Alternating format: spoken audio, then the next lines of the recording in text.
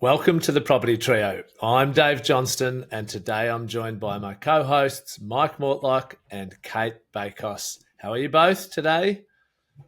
Well, really good, Dave. Great to hear. Kate, I'm standing up for the first time in a while for the podcast at my desk. I've missed standing up at my desk going into the office for our renovations, so I'm enjoying standing up today. I'm glad. I'm glad that was floating your boat this morning. Yeah, it is. Bare feet on too. So, Kate's prepped today's show. While we've often talked about the various methods of sale and how competing buyers can navigate the challenges associated with competition, today's episode is a little bit different. We will differentiate competition at the micro level, so for example, against people you're bidding with, versus at the macro level, which is the big picture market. So without further ado, let's jump into today's episode. So let's start with you, Kate. What does highly competitive actually look like? Yeah, well, you'll get some telltale signs early in a campaign when a property is highly competitive. But as we all know, if it's an auction format, it's very easy to see because that's transparent. It's the number of bidders that are throwing out genuine bids. Always a little bit harder with private sale methods because you don't tend to get that transparency.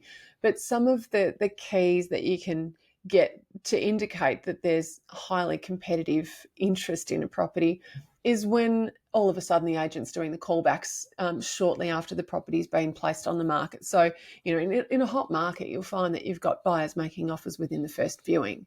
And that can be the very first weekend. It can be on day 2 of the listing.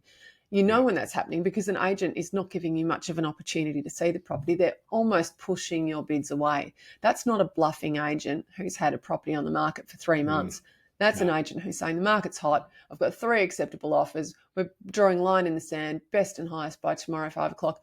They're hallmarks of a highly competitive market. The other thing that we can track is when we look in the rear vision mirror and we can see that the sales volumes are higher or the resultant prices are higher, or we might see that there's a trend line there with positive capital growth performance. They're all signs of a highly competitive market.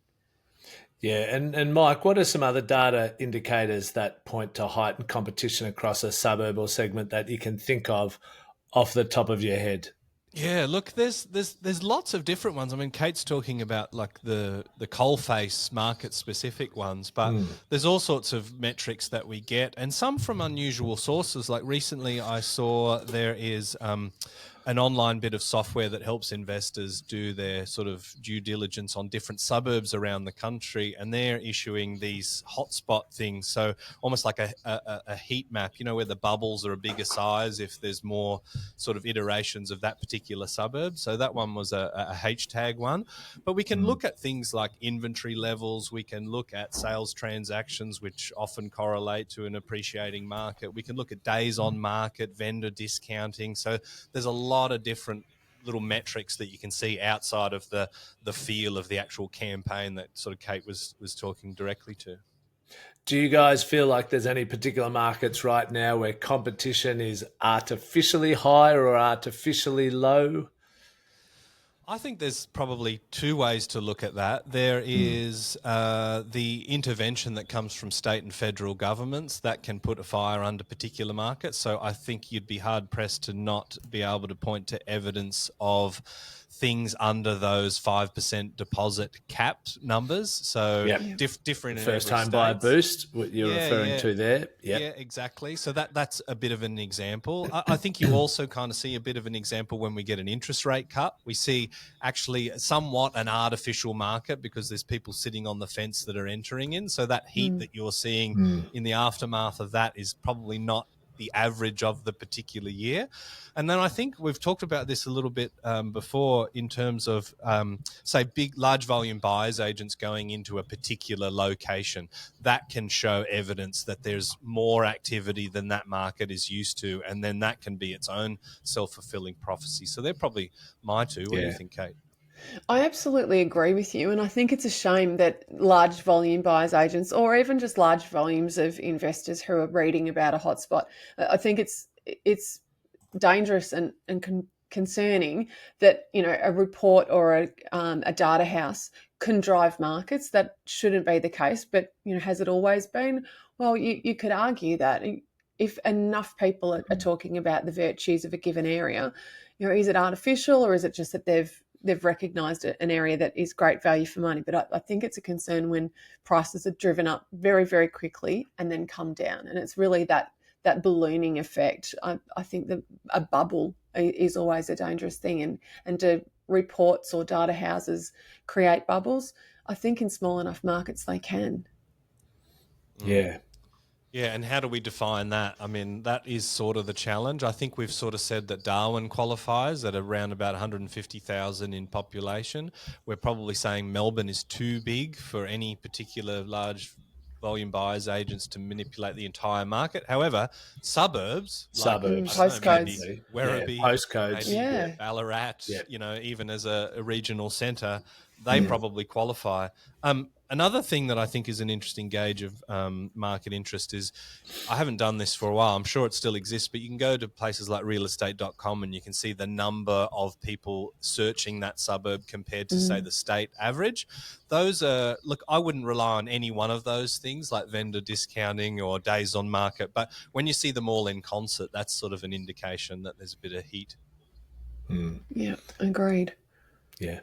Well, other bits of data that can come out to give you signs of what's happening in the marketplace, as we've had recently, was the big jump in lending that came out from APRA. So we know just recently we had the biggest jump in investment lending in 1 month for, I think it was like 10 or 12 years. Yes. So that obviously is a sign that investors are really getting on board with the lower interest rates. And then I think also to get in there and buy before a lot of the first home buyers are buying under that price point in those markets where the first home buyer boost is getting a lot of interest and will for, probably 6 to 12 months. Just on that one, I'm keen to hear your thoughts, because that gave a competitive advantage to investors in my view. Like, the government, obviously, I think that policy was about to happen 1 July. They brought it forward to the start of October. But I feel like investors had a good 4 or 6 weeks head start. I mean, would it have not been more prudent for the government to say, starting today, like they do in a budget speech, from 7:30 tonight, on exchanges, this is what's going to happen? Well, 100%. I think so, Mike. Much more prudent. So it was meant to be, 1st of January. They brought it forward to the 1st of October, but even they flagged the 1st of January.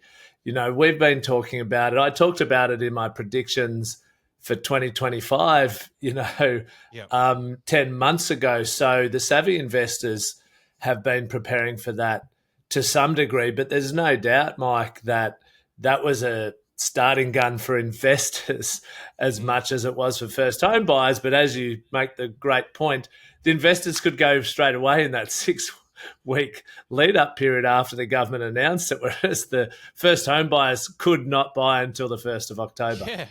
And they're sitting there going, okay, we've got 20 more days. Oh, look, the median's gone up $5,000. All right, 15 more days. Oh, it's gone up 20. I mean, obviously we didn't have data to sort of show that, but I did hear from commentators in Brisbane that, it went up 50K in about a month, anything under that cap. I mean, that's kind of meaningful. And I think it's not the intention of the policy is to give investors a little bit of an insight. But as you say, it's those are the rules of the game. If they know that that's coming in, they can act and be decisive and make decisions. But the whole policy was designed to help first home buyers, and that actually made it harder. Yeah, exactly. All right, let's move on to the next question, and I'll start with you, Kate. So this section will touch on how to identify your direct competitors. So when you're bidding, let's start there at the micro, Kate. How do you pick the serious bidders from the sticky beaks at opens? Yeah, opens versus auctions. I think opens are a little harder because unless you're really standing near them and listening into what they're saying and watching what sort of dialogue they're having with the agents, you're not going to be able to easily identify the difference between the sticky beaks and the serious buyers. And some serious buyers who are not so fond of agents won't tell the agents or have much dialogue with them at the opens either, because they figure they've got long enough until the auction. So you don't always get to see who's who in the zoo at the open unless you're listening in. And sometimes you'll hear the agents greet people and, they'll say to me, oh, yeah, they're lovely neighbours, or, they're friends of the vendors or whatever. The agents do tend to know a lot because they're gathering names and numbers and they've seen people, around the days and weeks that they've been there. But on auction day, it's very different. A bidder, I can pick almost every bidder. It's very unusual to get a cool cat bidder. Even if they want to be cool, they are portraying all kinds of nervous signals. They might be pacing, they might be smoking cigarettes, or picking their nails. It's the way that they don't interact with people. If someone's about to be bidding and they're standing there with their partner, you can be certain that they're not having a chat. They don't even look like they're together. The person that's about to bid will be psyching themselves up, and they'll be either like a tin soldier or they'll be, doing those pacey or nervy kind of things.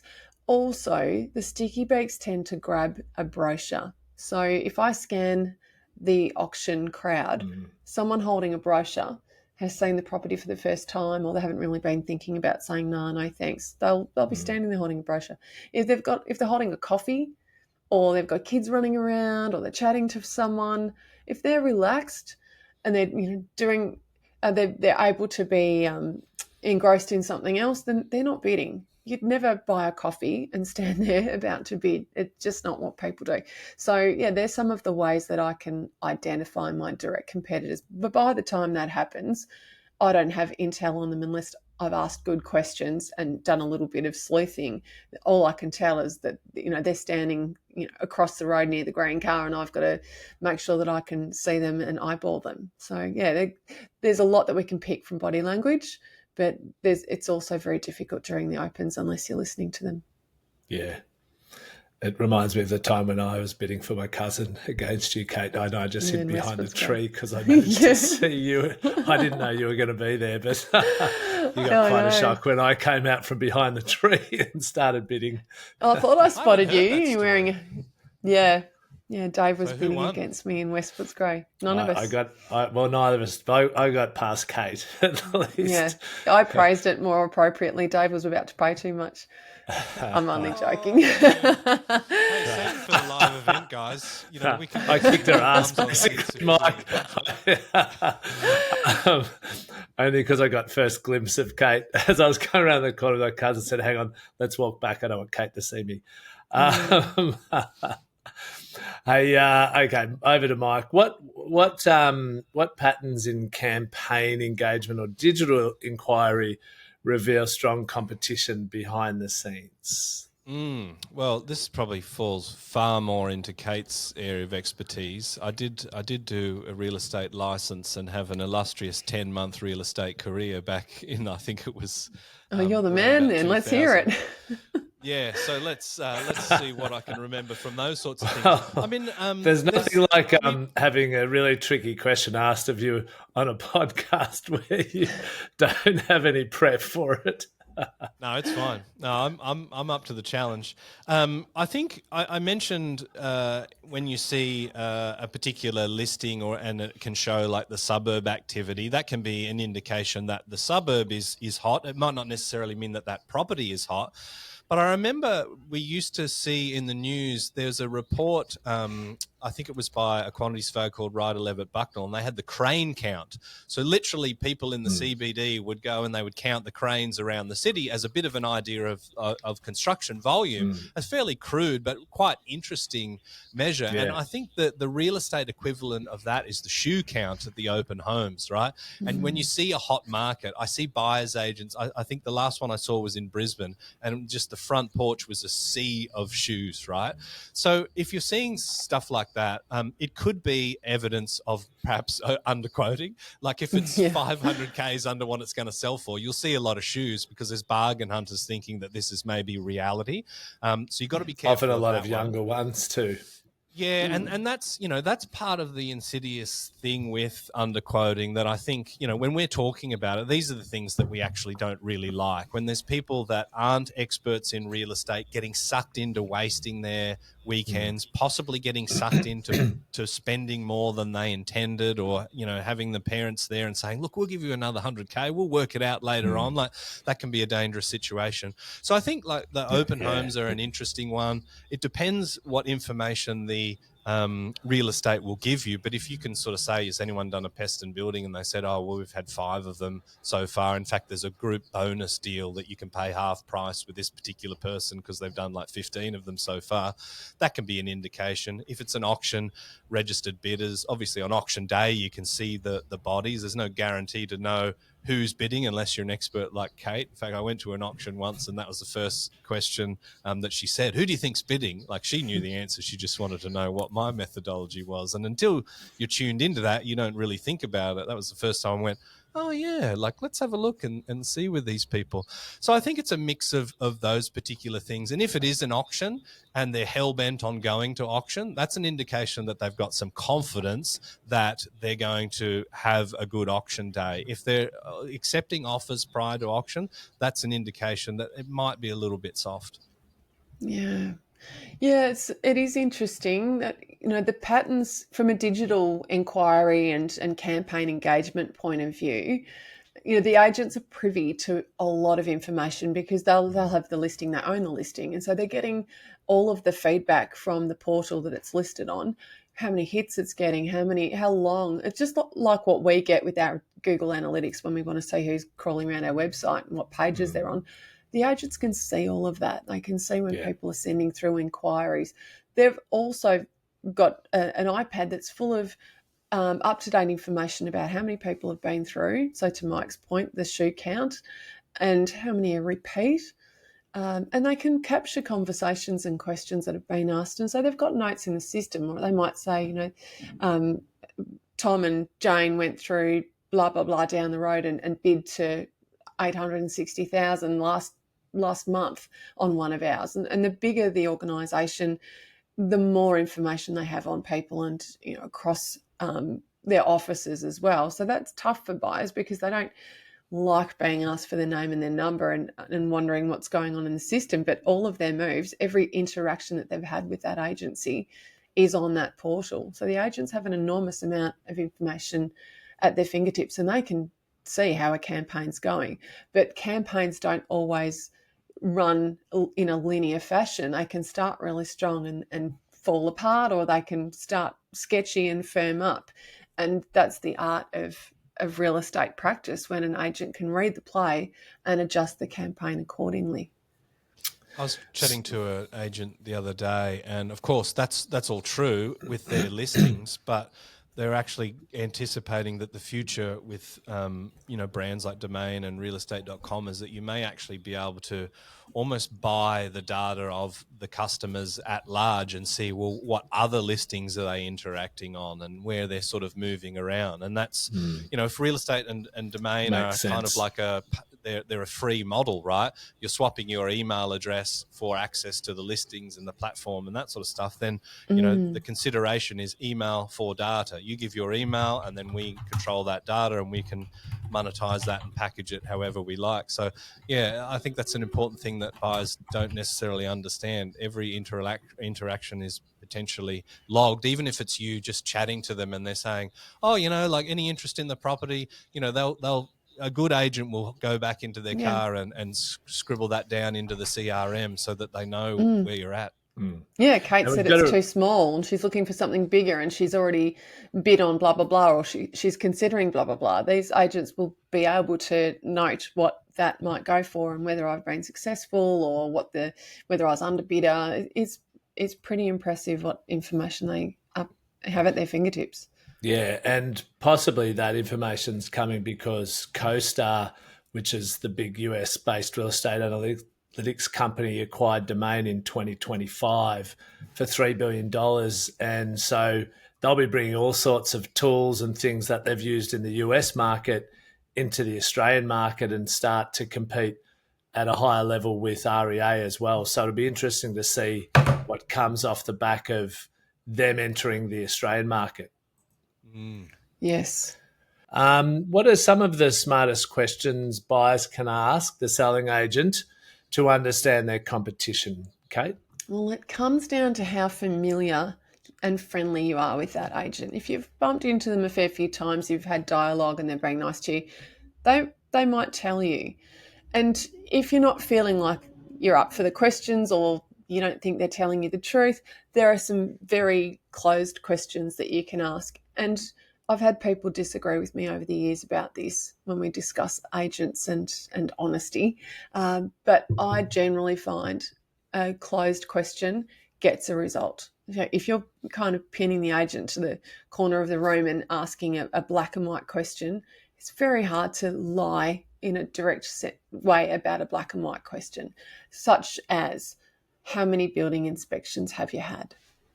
How many people have requested contracts? How many people have requested terms? When I talk to the agents, I can say, how's the campaign shaping up? How many do you think you've got? How many do you think will put up their hands at the auction? Do you feel like someone might trigger this prior to auction, and is the vendor ready for that? These are all questions that give me a better idea of my competition. And another question is, do you have any other buyer's agents on it? If so, how many? So I do get the direct answers, and it's probably unfair to expect that regular everyday buyers will get the same answers that I do. But when you're asking those closed questions, it's much harder for an agent to be dishonest. And in a lot of cases, they don't need to be. If it's running really poorly, the agent needs to have confidence that you are likely to be an interested buyer if they're about to talk to you about prior offers or where they might need to position their budget. If they're not sure if they can trust you or if they've got good dialogue with you, they might just have to keep their mouth shut and do the pantomime thing and see it all the way through to auction day. But it definitely comes with trust on both sides to have those deeper conversations. But I think just to find out a bit more about your competition, you can ask those very direct questions. And sometimes, Mike, people, they're uncomfortable with communicating with the agents and they're worried they'll say the wrong thing and give too much information away. And so then they can get a bit closed with the agent and perhaps come across as being unfriendly. And so what are some of the secretive, and so what do buyers need to look out for here and be wary of? I think whether you like it or not, you have to play with the real estate agent, right? You can't just stonewall them and show zero interest. I mean, you can do that if it's going to auction and there's almost a guarantee that it's going to auction. But if you stonewall them and you show no interest and you actually like the property, but you're like, oh no, it's too small, it's too expensive, like we're looking at other stuff, they might not consider you as a prospect when they are potentially wanting offers pre-auction because they feel it's a little bit soft, or they just aren't going to necessarily want to work with you. And I remember Kate and I were in a room and we were sort of debriefed. It was a training thing where there was another buyer's agent talking about negotiation techniques. And one thing that I thought was quite interesting is they made the point that everyone comes with problems to a real estate agent. You know, it's too small, it's too close to a main road. It's actually so common that the agents just get sick of it. And actually a better approach would be say like, yeah, this is in and around the sort of thing that we're looking for. I mean, that's not super dangerous to say to an agent is that we are a potential participant in this sale, right? Like they're not going to, that's not you signing a contract for 20% over market price. That's just saying, yeah, we're in the mix. We're in the mix. Yeah. If it's in the right spot and everything goes to plan, like we want to play, right? Yeah. You can say too much information like our pre-approval is this, or we've just got to sell our house and it's going to auction this weekend. There's a million different things you probably shouldn't tell them, or your exact budget, or what you've missed out on. Like I would be cagey with some of it, but certainly to say like, yeah, this is a good property, it's about what we're looking for. I would definitely say that's a mistake, but I'm keen to hear Kate's thoughts on that as well. Oh, I love what you've just said, Mike. And I'd say to all of my clients, if you walk through a property on a Saturday and you think it could be a genuine prospect for you, you have to say to the agent 2 sentences. I have interest in this property. Can you please send me the contract? Nothing else flags your interest like that. They know that you're on the list, you're getting a contract or you've got a contract, and you will absolutely be wanting to get that phone call or that SMS if the property does receive an offer or an acceptable offer, better yet. You can't play possum with the agent. If you give them the impression that you're not interested because you want to play it cool and rock up at the auction, with a minute to spare and lurk in the background and throw out a late bid, that's a really dangerous way to play with that agent, because when they get an offer that's acceptable and they've got a vendor saying, I'm really freaking out, I'm pretty desperate, just wrap it up, I'm really happy with the offer, they'll just go back to their hot buyers. They'll go back to the ones that said, I'm interested, keep me posted. They might have a time pressure from the vendor to wrap it up, and they're just doing all their quick calls, making sure that everyone else is out, and then they sell it. And then you get to auction day and there's a sold sticker on the board. It's the worst. Yeah. And think about from the agent's perspective, which I mean, we sort of don't really, because there's the joke about how untrustworthy agents are, and they're always the enemy, right? But what do they want? They want competition and they want certainty. They want to know who's who. They want to work with people that are predictable. They want to get as many people involved, and they want to have, a great negotiation process. So all you really need to do, as you say, is go, yep, this is something that we're going to be one of the people in the mix for. Yeah, agreed. There's another mistake I think that buyers make when they're fishing for intel. Like any relationship, if you're asking more than you're getting, the agent's shutters might go up. So, asking a lot of the agent but refusing to give them anything, I think is a serious mistake that buyers make, because the agent doesn't owe you special treatment. But if you're giving them a little bit of special treatment, you might just find that they do take you under their wing, or they give you a bit more than they're giving other people. And whether that sounds manipulative or congenial, it certainly can be a game changer, because agents are humans too. They'll help the people that are nice. That's an interesting one, isn't it? Because it kind of seems like the fiduciary interest is just to maximise the price for the vendor. However, there would be examples where an agent has the ability to somewhat manipulate who the end purchaser is, especially if you've got 2 or 3 people in and around the same price. It helps for them to actually like you, doesn't it? Yeah, it does. It absolutely does. Now, if they are giving you a helping hand, they can't give you more money. They shouldn't undersell the property, but they might give you enough information about your competition for you to start looking at where your eventual price might land. Obviously, no one wants to overpay for a property or not do their homework, but a good agent might recognise that someone's talking at the wrong level because they're paying attention to the quote range, or they're not comparing it to the right properties. So it is impressive when you look at some of the influence that an agent can have on a buyer's preparedness for auction. If the agent gives you enough tips and maybe comparable sales, or just spends a little bit more time with you and talks you through how the auction might pan out, you can prep differently as a buyer. And I'm not talking about overpaying. I'm talking about being auction ready. It's hard to fight human nature, isn't it? If you're friendly to someone, they're more likely to be friendly to you in return. Yeah. That can be helpful when you're dealing with an agent. And I want to put on my old agent, sorry, Dave, I'm going to put on my old agent hat, because I was a real estate agent for a very small period of time in the past. And I remember the toughest thing about that role wasn't the long hours and all of the negotiating and the pressures, or how to sign up a vendor. The toughest thing for me was general public generally hating me. I'd not experienced that. I was in a corporate environment. People were really friendly. They were happy to meet me. All of a sudden, I'm standing on a door, greeting them with my best, friendliest voice and taking their name and number, and sometimes getting abuse. It was very, very difficult. And I remembered the people that were nice to me. Yeah. Yeah. And you weren't used to having this feeling of a lot of people who you haven't met before having a sense that they don't trust you. It was very difficult for me. I don't cope well with not being liked and trusted. It's not in my Most DNA. people don't. And it was a tough role. Yeah.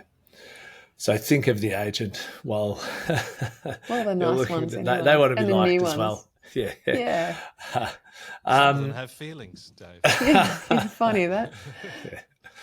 So if we sort of take more of a helicopter view now and zoom out a bit and look at the macro competition perspective, what are some of the things that strengthen or soften a market? So, Mike, what strengthens competition at a market level? You know, things such as interest rates, supply levels, economic factors. Yeah, I suppose if we're talking broadly macro, the number one thing that hits me in the cerebellum, if that is the right part of the brain, is the availability of credit, right? I mean, that's the number one driver of property markets. If you can't get the finance, you can't do the deal, right? So in terms of the availability of credit, like obviously we've got, instances where it's been tightened or relaxed in the past. The banks through the Royal Commission and the APRA intervention had, caps on interest-only loans and all those sorts of things like serviceability buffers. For example, if that was to decrease, we would probably see much more heat in the market at large. Interest rates make a big difference, especially when there's kind of an announcement of a trend. If we go from a raise to a sitting, or especially like a cutting cycle. So those are some of the big ones. You mentioned supply. That's an obvious one as well. So if we're talking in areas that are, like I like to say, you zoom out in a satellite and you see paddocks, there's potential new supply coming on. And that can be the case with apartment markets as well. When we're looking at that crane count, we see things coming up, then that is a softener of supply. So I really think that those are some of the key things, but also just weird metrics that occasionally we talk about in our research. And it's things like affordability ratios. So, the household income to asset price ratios, when you kind of see that improving, then you can expect to see a little bit more activity, because people need to be able to afford the things. And I think that's probably the most obvious macro thing. It feeds into supply, it feeds into the availability of credit, and it feeds into, land supply and all of those things. So that's what stands out for me. Yeah, and it's why often the prices, the median price of capital cities, can be a bit of a roller coaster.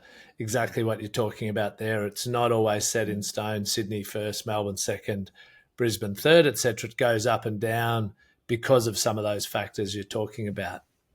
And the availability of credit is probably like one way of looking at it, but jobs is another way of looking at it, right? So credit becomes more available as you earn more money. The more job opportunities that you have there, the more certain you are about your life as well, and more interested in making a purchasing decision. So, for example, if we hit a switch and we made every single person in Australia, or let's just say every single person in Sydney, on a 6-month possibly renewing contract, we probably see a lot less transactions because people don't have that certainty. So, diversification of employers, like expanding employment opportunities, big infrastructure projects that have a huge pipeline of work during construction and even post-construction for maintenance. Like a hospital is very different to a road. Once you build a road, it doesn't need that much. A hospital needs ongoing maintenance. So that's why, when we say, if there's an infrastructure project, they're not all created equal from a kind of market impact perspective. And Kate, what have you seen as some of the early indicators that a competitive market is about to soften or strengthen? What are some of the telltale signs that you come across? Yeah, we feel it at the coalface before it hits the data, long before it hits the data, and we've chatted about that before. I can see when the market's heating up, it's auction participation, it's peaky prices. What is really interesting is I think agents feel it first. They're able to recognise it really quickly. They've got a great receptor for it. And the next people that pick it up are the buyers, because they're there in the coalface and they're seeing a few auctions and they're piecing it together. The ones to catch on last are the vendors. And so usually I find that differential between buyer sentiment and activity and vendor responsiveness, that indicates whether the market's static or whether it's improving or whether it's declining. And an example of that is in a declining market. So when a market starts to soften, you'll see a lot of properties not sell. Whether they're private sales or whether they're auctions or expressions of interest, the vendors are not meeting the market. because they're still thinking yesteryear when prices were flying, and it takes them a while to adjust. And conversely, when a market is strengthening, you'll see some pretty quick sales. Buyers are hungry, vendors are willing, because the vendors are still thinking yesteryear, and the market wasn't all that great, and hey, here's a buyer who's made an okay offer, let's just take it because we don't want to lose them. So they're the very early indicators. Before we have data, I can see what the differential is between the buyer sentiment and the vendor sentiment. I think that's a big one. And when we look at auctions, and I don't want to talk too much about auctions because not all of our listeners are in auction-centric areas, but we'll see properties passing in when there was reasonable bidding activity, when an area has plateaued, or when maybe growth has slowed down, or something's starting to soften, because the vendors have a price in their head and they're not willing to even listen to logic and say that they've got half a dozen bidders all telling them where the value sits. And in terms of adjusting strategy, when you identify a market heating up before the crowd realises, how do you go about that? Speed to market. So you've got to have your buyer, as an advocate, I guess I'm talking about this, you've got to have your buyer recognise when it's a good property and what a good price to pay is, because there's no point missing out on it because you're trying to save, $10,000 or $20,000, and then in 3 months' time you're no longer able to purchase that kind of property in that suburb. That would be a real shame. And when a market does surge, it happens quickly, and there's nothing worse than regret. So for buyers, they've got to talk to themselves and understand their non-negotiables or their must-haves versus their nice-to-haves and their budget. And when they've done the homework, they've looked at the comparable sales, they've recognised that the property ticks all of their important boxes, you can't muck around looking for social proof or wondering if you can get it a bit cheaper. You've got to be prepared to buy it now, knowing that this market is exhibiting all of the traits of strengthening, and you might find that you're priced out if you don't grab that opportunity. Yeah. So as we get towards the end of this episode, one of the last things we'll touch on is what are some of the techniques buyers can use to beat their competition?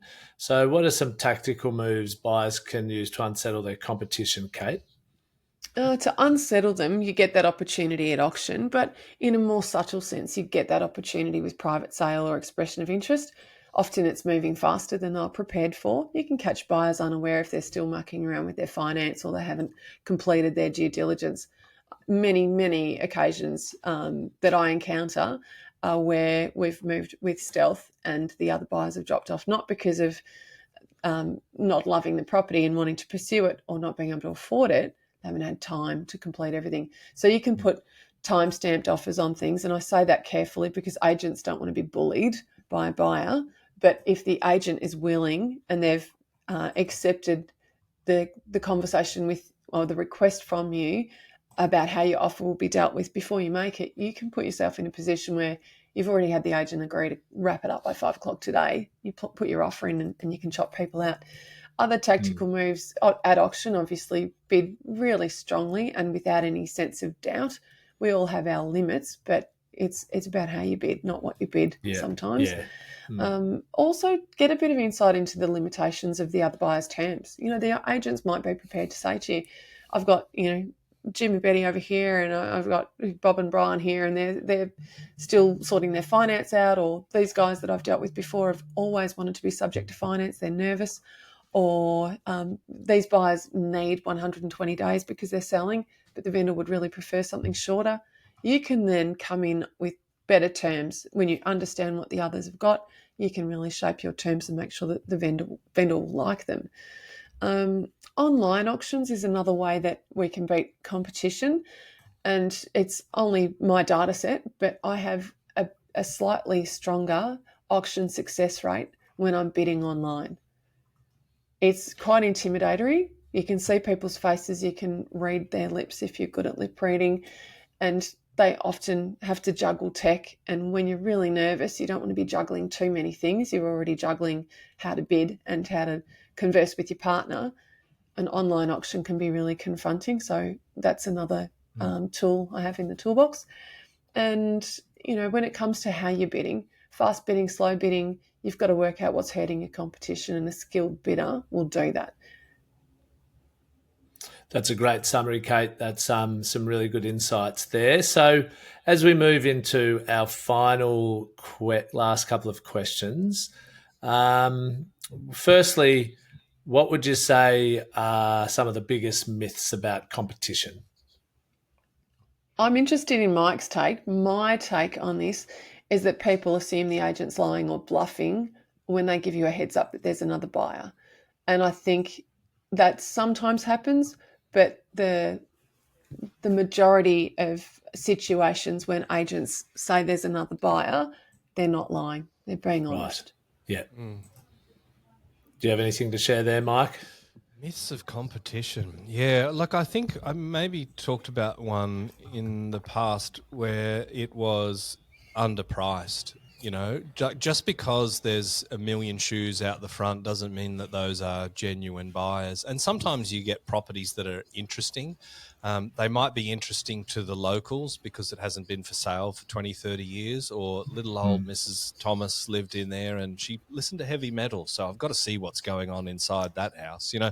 So, I mean, I'm being a little bit silly with it, but in terms of the competition, yeah, like you can have a lot of people that are looking at it, but they're not genuinely serious. And yeah, I agree. Like I've worked with agents before, and they've sort of said, you know, we've got offers at a higher level than that, and I'm kind of like, really? And it turned out to be the truth. We just assume sometimes that they completely lie to us, but they're much less likely to mislead us when they actually are the beneficiaries of strong info. So if they have better offers, if they have a lot of contracts out, they'll tell you that because that's showing their power, right? And they want to kind of say, if you want to play in the big leagues, you need to get very, very serious very fast.